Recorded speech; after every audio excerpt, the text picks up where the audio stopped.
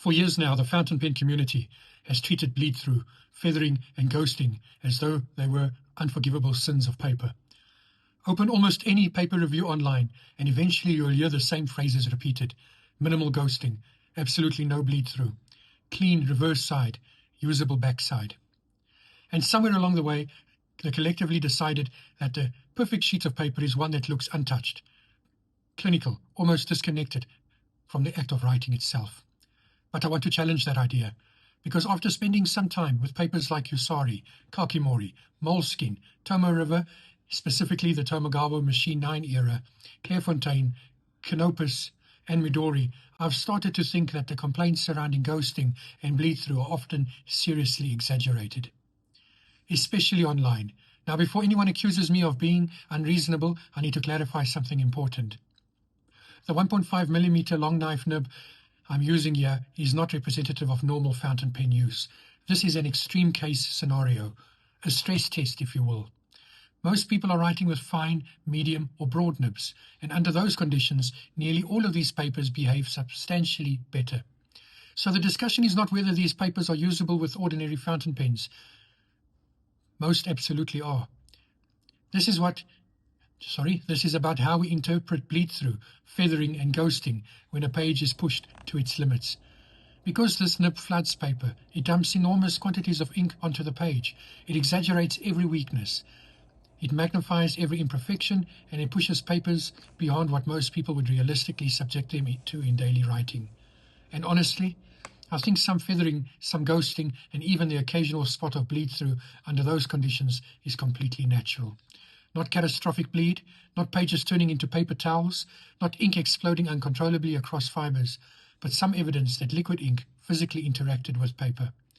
That seems entirely reasonable to me, and I think the online fountain pen world sometimes behaves as though even the slightest imperfection is a catastrophic failure.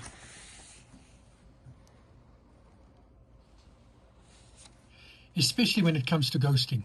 Ghosting has almost become treated as a defect by default, but I'm not convinced it is actually. In fact, I think some ghosting can make a notebook feel alive, because when I open a journal, I don't necessarily want it to resemble untouched printer paper. I want evidence of use. I want depth. I want memory. I want to see shadows of previous thoughts faintly lingering beneath the page I'm currently writing on. There's something deeply human about that.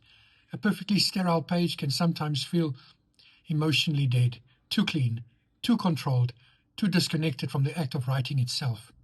Whereas slight ghosting can make a notebook feel inhabited, like it has lived a life, especially in journals and diaries. A journal should not always look like a laboratory report. It should sometimes look like a companion that has traveled through days, months, and years beside you. And I know that's controversial, because many people judge paper almost entirely by whether the reverse side is perfectly clean. Tomoe River, specifically the old Tomoe Machine 9 paper, it is particularly legendary in the fountain pen world. People praise its sheen, its shading, its ink presentation, its ability to make inks look almost three-dimensional, and yet it ghosts heavily. Especially under broader wet nibs. Under this 1.5mm long knife nib, the page almost glows with show-through, and still people adore it. Why? Because clearly ghosting alone is not enough to ruin a paper. The emotional and visual qualities of the page still matter.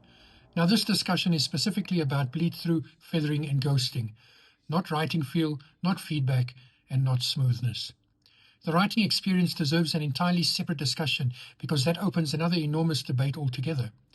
This is purely about how paper visually responds to ink saturation and ink load. And this is where papers start revealing very different personalities. Clairefontaine is probably the strongest technical performer here. It resists feathering extremely well.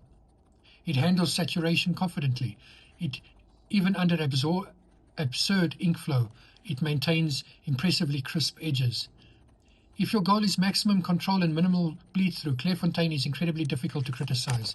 But even Clairefontaine is not completely immune once the nib becomes wet enough. Physics eventually wins. Then there's Midori. Midori occupies a fascinating middle ground. It ghosts, yes, especially with aggressive nibs and saturated inks. But the ghosting often feels graceful rather than destructive. That's still structure to the page. still control, still readability. And importantly, the ghosting rarely feels chaotic. Yu-Sari may actually be one of the most balanced papers in this entire discussion. It preserves shading beautifully while maintaining impressive composure under heavy ink loads. Even when we arrive at Kakimori and Canopus, both are expressive papers. They showcase ink dramatically. They reveal character. But with that expressiveness comes a little compromise, more saturation visibility, more transparency, occasional softness around edges.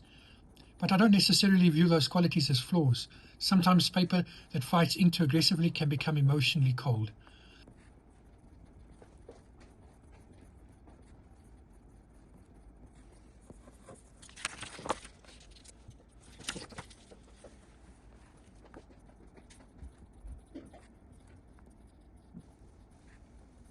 And then we come to the paper that will probably trigger the most disagreement, Moleskine.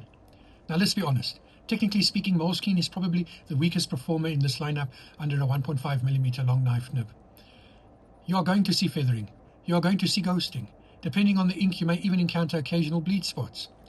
But the internet often talks about Moleskine as though fountain pen ink immediately turns into wet cardboard. And I simply don't think reality is that dramatic, especially with ordinary fine, medium, or even standard broad nibs. Under normal writing conditions, Moleskine becomes far more manageable than many online discussions would have people believe. And this is important because fountain pen reviewers, myself included, often test papers under extreme conditions. Very wet nibs, oversized nibs, heavily saturated inks, slow writing, and multiple passes. But then viewers sometimes walk away believing that a notebook is completely unusable in ordinary life. I don't think that is fair. A paper can show some feathering and still be enjoyable. A paper can ghost and still be beautiful.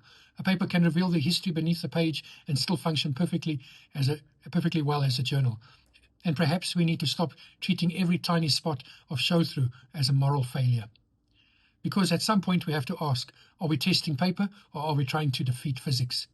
A 1.5mm long knife nib deposits massive amounts of ink onto cellulose fibers. Some spread is inevitable, some transparency is inevitable, some absorption is inevitable. This is not automatically poor quality. This is material reality. And maybe the fountain pen community has become slightly too obsessed with perfection, too obsessed with pristine reverse sides, too obsessed with perfectly isolated fibers, too obsessed with sterile pages that show no evidence of the writing process, because fountain pens are not sterile instruments. They are wet, expressive, and physical. Ink is supposed to interact with paper, and perhaps a page with slight ghosting, faint feathering, and traces of yesterday's writing underneath is not damaged at all. Perhaps it simply feels alive. Now, if I had to conclude purely from a technical standpoint, focusing only on bleed-through, feathering, and ghosting, under extreme ink load, then Clairefontaine is probably the strongest overall performer. It remains remarkably controlled. Yu-Sari and Midori strike perhaps the best balance between control and character. Tomoe River, especially the Tomogawa Machine 9 era, still delivers unmatched visual ink presentation, even if ghosting is significant. Kakimori and Canopus lean more expressive and artistic, accepting slight compromises in exchange and personality. And yes, Moleskine is likely the weakest technically when pushed to the extreme. But I still refuse to call it terrible, because technical perfection is not the only thing that gives a notebook value. Some ghosting can create atmosphere. Some transparency can create warmth. Some evidence of ink beneath the page can make a journal feel lived in rather than manufactured. And perhaps the pursuit of perfectly sterile pages has made us forget something important. Paper is supposed to interact with ink, not merely resist it. This has been another presentation of the Honest Nib. If you found this video of importance to you, of value to you, if you liked what you saw, it would be of great honor to me if you could hit that like and subscribe button, as well as that notification button, that you may be notified when the next videos are uploaded. Until we meet again, look after yourself, take care, and bye-bye.